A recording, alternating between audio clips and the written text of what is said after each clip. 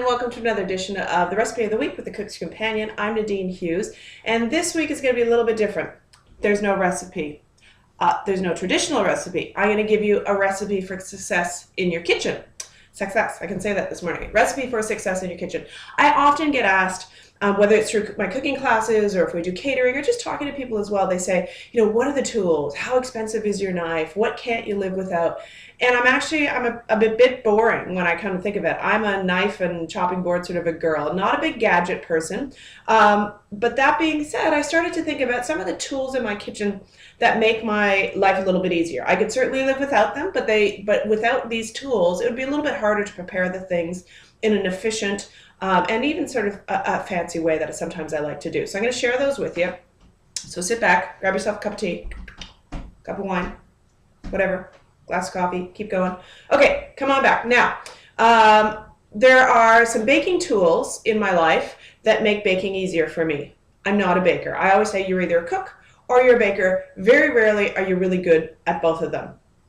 The baking part for me, not so much. Okay, my desserts are fruit, a little bit of booze, some whipped cream, Bob's your uncle. But there are some things that make things easier for me. And one of these is these little silicone muffin tins. You can get them in spatulas. I'm a big one for silicone spatulas.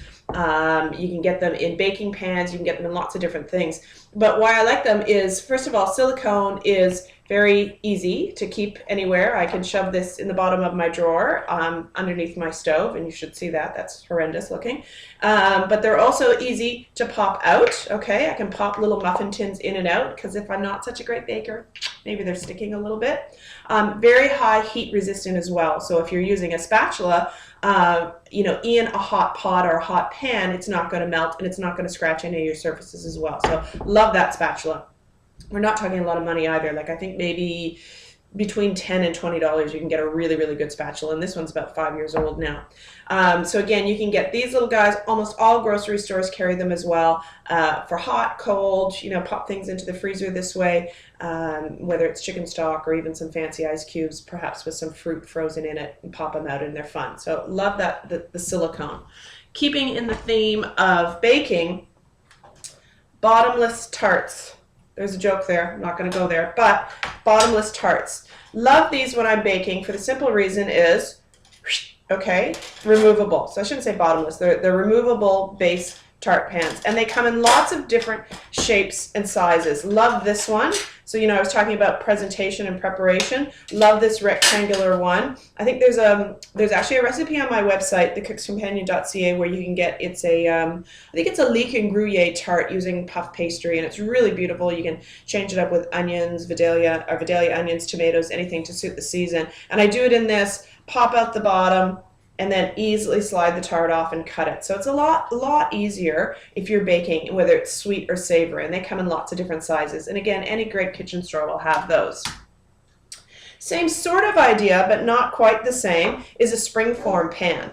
So springform, hence the springs out the side, and the bottom comes out that way. So, great. My mother uses all these times. She's a great baker, and for her apple cakes or plum cakes or anything like that. I'll even do like a potato galette.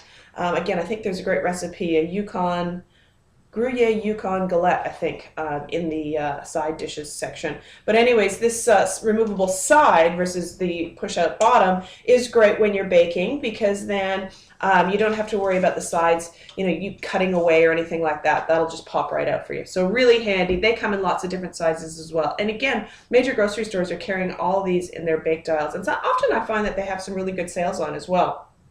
Okay, baking. One of the reasons I don't like baking is that you have to measure everything. I'm a glug-glug, sort of a pinch of this, pinch of that kind of girl. But what I did do was I invested in a great kitchen scale. And I don't use it just for baking. However, I do find it really great when they're giving you grams, mils, and perhaps, you're looking at your cup of whatever, sugar, and you want to know how many grams that is. So this is actually made by Salter. I really like this because it's lightweight, it's thin. I actually slide it in with my cutting boards in the kitchen, and it's allowed to gives me fluid ounces, it gives me kilograms, pounds, milliliters, you know, the whole bit. So it's really quick and very simple and easy to do. And sometimes, you know, I just can't be bothered with math in my head. So there you go. Okay, that I think, let me see what's behind me, is pretty much for the baking side of things. A little bit more of the cooking, people say to me, knives, what knives do you use? I don't think you need to have a lot of knives in your kitchen. I'm a big believer in having one really good chef knife, okay, that's going to be your main cutting knife, and some you can get with, you know, 10-inch blades, 8-inch blades. It depends on the size of your hand and what's comfortable in your hand. You can have really expensive knives. I think this knife I bought, which was, you know, oh, maybe about 10, 12 years ago, $150. This knife is a resharpened old chef knife for about $15, and they cut equally the same as long as I keep getting them professionally sharpened. I'm in the Toronto area, so you can go to Nella Cutlery. Just look it up online. They've got some great, this is where I get these basically old chef knives that they, you know, replane and cut, or I should say sharpen, and they're great. So again, 150, 15, whatever your budget is, just make sure they're sharp. A good serrated knife for cutting bread, even tomatoes, some of those softer skins. If your knife isn't sharp, you'll actually end up doing more damage to the outer skin of whatever it may be, and this serrated knife will actually cut through it quite nicely. So that's my sort of my second knife, and then a small paring knife, okay, for doing little fiddly things as well. That's all you really need. You may have a couple of them. I mean, I think I have 15 of these, but you know, you can only just need 3 knives in your kitchen, and all would be good. But I still want to do other things for slicing and cutting, and one of them is my mandolin. So people have been known to laugh at me when they see all this beautiful presentation and they go, oh my goodness, how long did that take you to slice through, you know, scalloped potatoes, let's say. Yes, they are just, you know, you can make them from scratch as well, but really simple and easy to do. This mandolin, again, you can get it at any grocery store these days. You can get them at kitchen stores. They're going to vary in price from about $15 up to probably about $70. They come with lots of different attachments. They come with, you know, the matchstick so that you can get little, you know, fine pieces of carrot, the shredders, things like that. But this is probably the blade that I use the most on. And I usually set it over top of a board or a bowl or whatever it is. There is a little attachment that you can put on top so you don't slice your fingers off. And you just slice through and you get wafer thins. Now I'm using an apple. I could use an onion, a potato, I could use anything that's a little bit harder, zucchini strips. I mean, thin, can you see? Okay, so very simple and easy to do, all right? And it's really fast, okay? So mandolin, love it. Wouldn't go anywhere without my mandolin. The other thing that I want to show you with regards to, I guess, cutting and slicing is a little bit on the smaller scale of my mandolin is my grater, okay? It's a wood grater known as a rasp or a microplane. And they actually started, I think chefs got the idea actually from hardware stores because they used to be wood rasps where you used to get fine shavings of wood. Don't ask me why you'd need that. I'm not a carpenter. My grandfather was, but there you go. What I use it for, though, is to get those fine shavings of whether it be peel, okay, lemons, limes, citrus. I don't know if you can quite see how fine you can get there. So really pretty for presentation, but also if you need it in your recipes. Okay, so chocolate, garlic. What else do I use this for? You name it, you can use anything on it.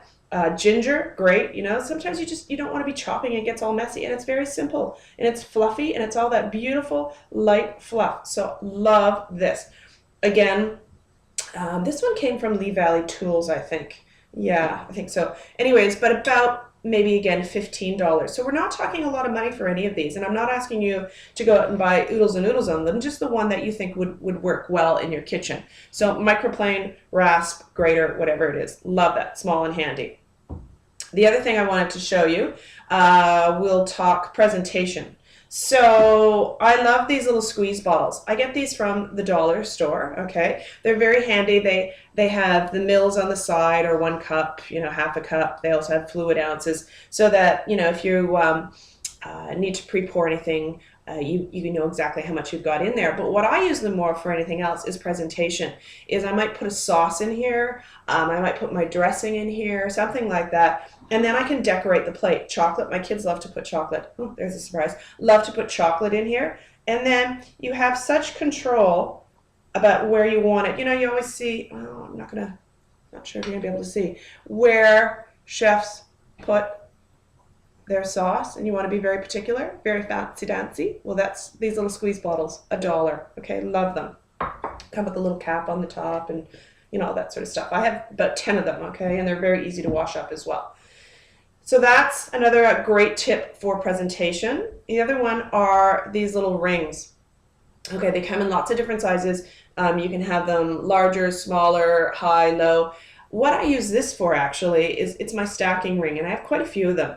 And if I was trying to do something, you know, you go to those restaurants and you see this beautifully stacked, layered, you know, maybe it's tomato and bocconcini cheese and maybe some grilled eggplant, and you think, how did they get that all in there? Well, chances are they probably used one of these. So I put it down in the middle of my plate, okay, and then I lay whatever I want on top of it, okay. Sometimes I don't even take this off until right before I'm going to present it. I cover it in saran wrap, plastic wrap, and then actually stack my plates on top, because I have quite a few of these, and then put them in the fridge.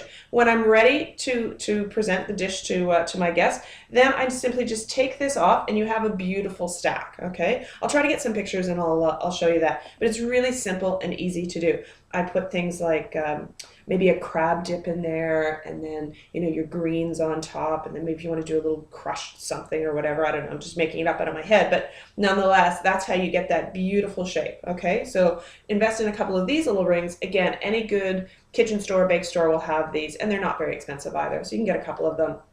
You know, but if you want to do a plated dish like that for 6 people, you're going to have to get 6 of them, or just do them really quickly anyways, okay? So the rings are a great idea. Simple, but a little bit crazy. People say to me, what do you use to, you know, now that I've zested my lime, what do you use to sort of juice it? If you got a big fancy juicer, I have a fork, okay? Very simple, particularly for those citrus fruits that don't have any stones in them. Stick my fork in, and I literally just twist and turn. I don't know if you can see it, but it's so simple, so easy. It's a fork, and look how much it's gotten out of it. Okay, so again, I'm asking you perhaps to buy some other gadgets that might make your life easier, but don't forget about the simple gadgets that you have, such as your fork, okay? Winding down now, I think I've got a couple more to show you. Cooking side of things, chinois, all right? It always reminds me of a little hat. But a chinois, or a strainer, it's a colander, okay? But it's a little bit different of a shape. These are great for anything that's got solids in a liquid. So if I'm doing soups or a stock or a broth or anything like that, what I can do is I can scoop it out of the pot. And, you know, sometimes you want to get rid of maybe the bones or the old vegetables that have been, you know, brewing away there that aren't going to give you any more flavor. They've already given their flavor to the soup. They've given up to the soup gods. So I pour it in here, and what it does is it allows me to put it into a smaller container, okay? Sometimes you've got those big colanders and the liquid goes out everywhere. Well, this allows me to put it into a smaller container, an easier container, and a very fine mesh as well. So I love this, very simple and easy to do. So chinois, again, good kitchen store, $25 maybe? A couple of different sizes as well. They don't have to be that big. The other thing that I love, pardon my reach, is a wok. Look how well loved my wok is, okay? So think of a wok not just for stir fries. What I love about the woks is you can do a wide variety of dishes in here. I even do scrambled eggs in here, because you have a wide or a large surface, which is what a wok is all about, is a large surface that conducts heat really quickly. So you get that flash fry, you don't dry anything out, little beef strips, quick in here. So I love my wok, okay? What I also like about it, I'm trying to get, I like the ones with the handle and a big handle like this as well. Sometimes you just get the small handles on the side. I really like this large handle because it can be quite heavy.